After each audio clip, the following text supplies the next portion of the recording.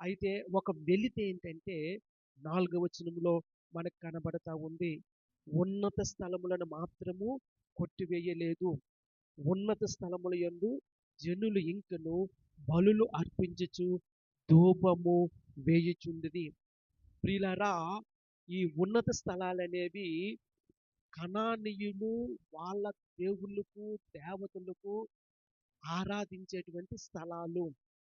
యెహోషువ నాయకత్వంలో ఇశ్రాయేలు ప్రజలు వాగ్దాన దేశంలో ప్రవేశించిన తరువాత అక్కడ ఉన్నటువంటి ఉన్నత స్థలాలను నిర్మూలం చేయాలని, పడగొట్టాలని దేవుడు తన ప్రజలకు ఆజ్ఞాపించి ఉన్నాడు.